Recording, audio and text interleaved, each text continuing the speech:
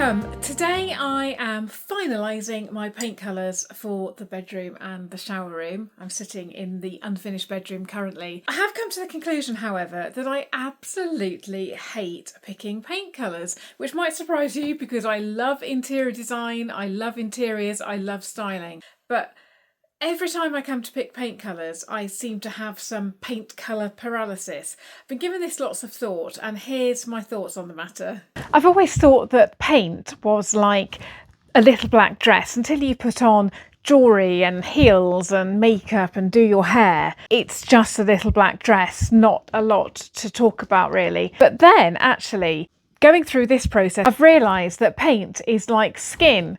It holds everything together, but it's not the personality. And that's really helped me make a big step forward. Rather than keep talking on the bed, let me show you the shower room that we're talking about. It's midway done. Don't take any notice of all the rubbish that's around. This is Georgian panelling, which we're going to have foxed mirror in the panels, and this will be painted.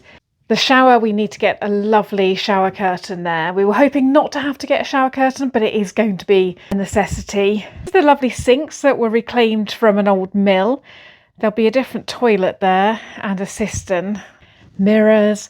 This is going to be my perfume cupboard. It will be inbuilt into the wall. As you'll see, there's not actually a lot of room for paint. This will be painted. The ceiling will be wood slats, and if you'll notice, the ceiling goes over into the bedroom. And then this is my cupboard, not fully styled yet, but with all my nice bits of toiletries in and things, perfumes at the moment.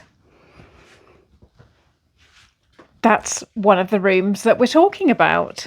Back in the bedroom, to give you an idea of the ceiling, that is the shower room there, and you can see that it's open. The doorway is also open. We're not having a door there. That's a controversial decision. I know some of you wouldn't like it to be so open. It doesn't bother us, and we like the design.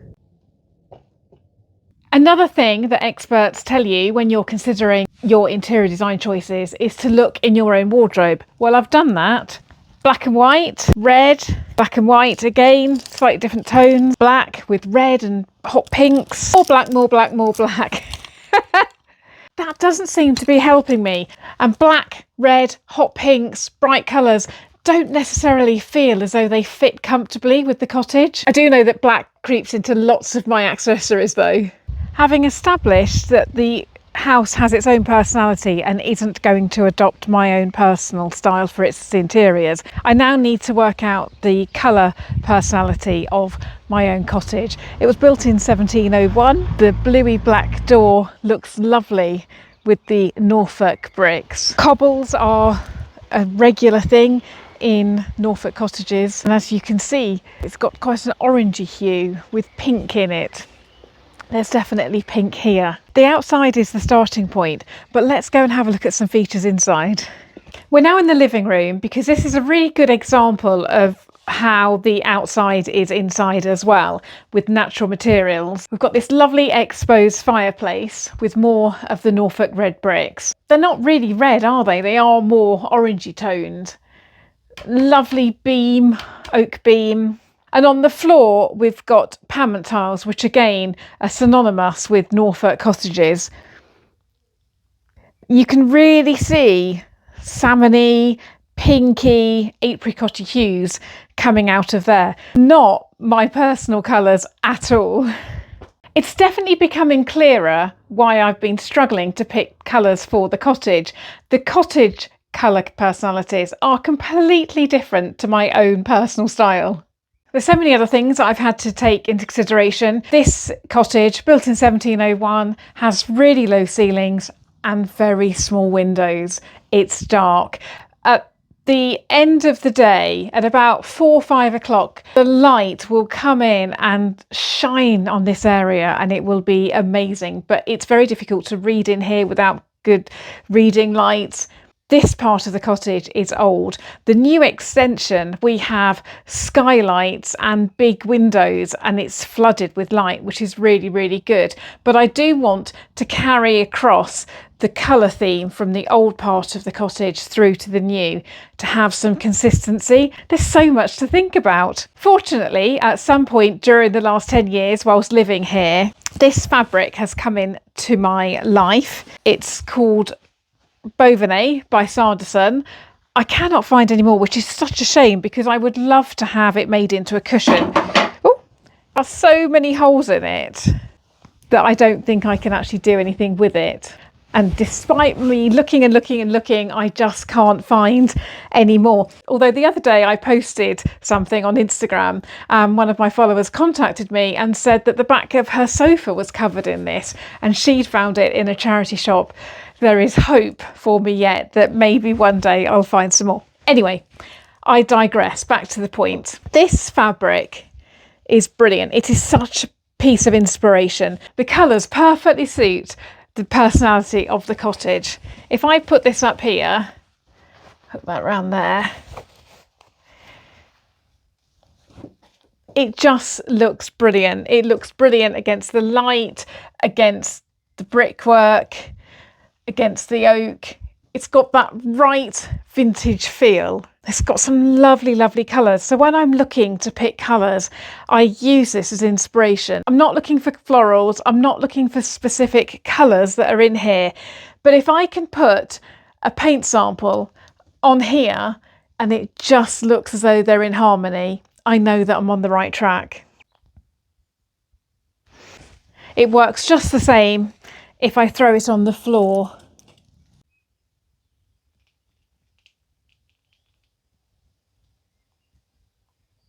It just looks wonderful. As an aside, this is a wall of scaffold planks that we added to the living room, and what a success. I love this wall. And another success was this colour. This is Edward Bulmer Trumpington, which we chose for the living room. It is the perfect colour in here. And when the sun shines on it, it really makes the whole room glow. Beautiful. Oh my goodness, I just had a horrible thought. Please don't take this as this is how you do interior design. I hate the thought of an interior designer watching thinking, what on earth is she talking about? This is my method. This is what's helping me get to the point of making a decision. It works for me. I've watched many interior designers talking about their methods. Sometimes I find that it's helpful, sometimes it's not, but this works for me and I'm really happy that using this method has got me to make the right decisions. But please don't take this as gospel. I'm back in the bedroom waiting for the kettle to boil. I drink copious amounts of green tea. And I thought that it might be interesting to talk about some of my other houses. I bought my first house when I left uni. Straight out of uni, within 6 months, I had my own house. And that was a little modern starter home, 2 bedrooms, really, really small, mid-terraced. It was a new property, was young, and the house didn't talk to me in any way other than it was something fun that I could do. And I remember that I painted all the walls white. Very Habitat. I loved Habitat at the time. All quite neutral. I remember the first ever duvet cover I bought was yellow, blue and green check. Big checks in a white bedroom, just with this big statement duvet. Absolutely loved it. The hallway was small. You walked into a hallway and the kitchen was off it and the sun used to shine through, and I painted that sunflower yellow. It was so bright. And all the pictures on the wall had blue frames, deep blue frames. I love that space. I remember in the living room, again, painted white, but the sofa was, let me get this right. It was a blue sofa, and on it I had a bright yellow, a bright green, another bright cushion. They weren't matching at all, but they were just bright. And the rest of the room was quite neutral. Many happy memories in that house. And that was just my personality talking and no influence from the house. You can probably hear the kettle. Let me go and grab my tea. I know you're not here to talk about my other houses, but I will just go on to say that my next property was a little cottage. I was still living on my own. I was on the career ladder. It was a little cottage. I bought it after a builder developed it. It was all neutral on the walls. And I've just remembered that I painted the living room in that also yellow, more muted yellow, but for the same reason. The sun would come in and it would light up the room. And obviously I've done a similar thing with a different tone of yellow in my current living room. I wouldn't have said necessarily that I was a yellow lover, but obviously I am. Every single house that I've had, I think, has featured yellow in some form or another. Let's get on with picking colours. Let's start layering the picture up so we come to a conclusion. This is marble that we found on Facebook Marketplace. It was free. It was originally a fire surround. We have repurposed it. It's now a shelf in the shower.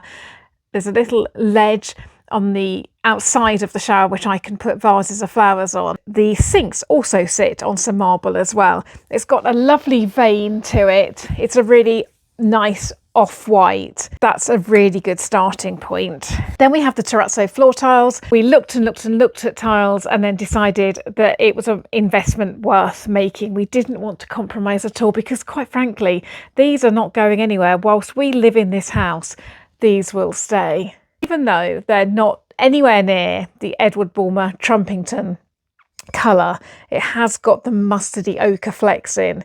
It's also got some of the terracotta that's in the old part of the house, and of course black. Pop that there.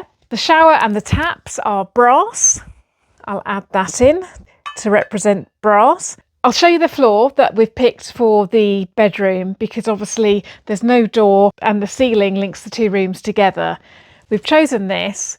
That's the base layer, and then we will add rugs and things on top of that. So you can start to see the picture building up. Give you a better view. Looks good so far. The other things that are fixed are these cupboards.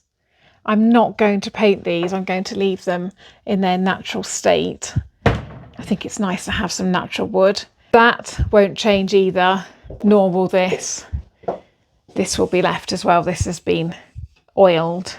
So this lovely natural wood is staying, and I have to take that into consideration. Let's take a look at the things that haven't made it. I was convinced that I was going to use this in the bedroom. Farrow & Ball Yeebridge Green. Absolutely loved it. Tried it all around the room. Thought it worked really well. Even though I thought, yep, that's it. I just kept thinking, something just wasn't sitting quite right with me. This is another one. Farrow & Ball Eating Room Red. Great, probably a bit too pink. Again, just not quite doing it. It just wasn't working. And then the other day I asked Rowan if she would come to the paint shop with me to film, just to film me. She's really good with colours. We often talk about paint colours together. We were pulling loads off and having a good look, and she pulled out a colour and we looked, and we both just looked agog and thought, that's it. At that moment, I realised that that colour had been staring me in the face for months, and I had been talking about it. And I kept saying to Mark, look at this colour, look at this, I really like this. In that split second, thanks to Rowan, she just pulled that colour out of thin air, and we've done it. To start with, let's go back to the fabric. Out of all the colours on this piece of fabric, I was really drawn, where is it? I was really drawn to this bit here. There was something about that was just talking to me. Couldn't quite work it out. I'd also been saying, out of all my confit pots, this one seems to be my favourite. I just love the tinge that it's got, a sort of olivey, greeny tinge. Love that. And also, let me move the camera. When Mark and I went shopping around Christmas time, we took you with us. Bought this. It's actually a bed throw, but I'm currently using it as a valance sheet. And I kept pointing out this, saying I really like that colour. Not a colour that I would wear, not a colour that I would say that I was normally drawn to, but that colour was really saying something to me. And actually, if I look at all of those three colours together, they're pretty much the same colour. Let's do this. Let me do the big reveal. I have picked a colour for the bedroom and I have picked a colour for the shower room. The bedroom colour I have been sitting on for months. Couldn't make it work with the Yeebridge green. It just was jarring, but I kept coming back to thinking, I really want that colour in the bedroom.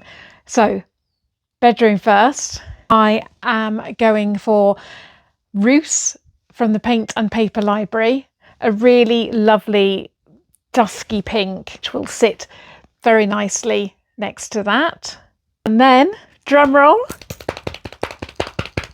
not a colour I thought at all that I would be showing to you. I'm far more vibrant. It's taken me all this time to get my head around. The paint for me is just the skin, and then it's everything else that goes on top. I already knew about all the layering, but I couldn't get it in my head that actually paint is skin. Anyway, here goes. Again from the Paint and Paper Library, Truffle. Not what you're expecting, is it? There we go, they look really nice together. This colour, maybe a slightly lighter version of this colour, will also go on the ceiling. So there we are. One last thing, let's put the samples on top of this fabric just to make sure they all sit in harmony. I'm pretty confident that they will. Are you ready? Bedroom first, followed by the shower room. I am very, very, very happy with my final decision. Decision made. Back in the living room, because this is the room that I come to with my colour swatches always, just to make sure that I feel comfortable. There are cushions and things around here that I have chosen for the house. There's pictures and there's obviously the original features. And I like just to go around with my swatches, seeing if it all blends well with everything. I can see that it goes nicely with Trumpington there. I wouldn't choose this colour for this room. It would be too close to these bricks. And although the colour is picked up there, I just find it jars a bit with the terracotta. This, yes, and look at that. Colour matching, and I didn't even know it. I'm going to go round, hold it next to things, see what I think, but I'm pretty happy that I have made the right decision. Hope you enjoyed that. It's nice to be back talking about the renovation. You will ask, I know, when we will actually be doing the decorating. Not anytime soon. Mark has moved on to the boot room. It's more important that we get the boot room done so we can get the washing machine inside and also another downstairs toilet. But I know how Mark works. I've been thinking I've got loads of time, and then all of a sudden he'll say one day, right, where's the paint? I'm going to finish it off. Now I can just have these in reserve, know that I've made the decision. I'm actually considering having that in the boot room as well. I haven't forgotten about the Yeebridge green. There is a lovely sink unit, which I'm actually thinking about putting Yeebridge green on the sink unit and then that on the walls. But that's a decision for another day. I hope you enjoyed that, and I will catch up again with you on Sunday. Bye for now.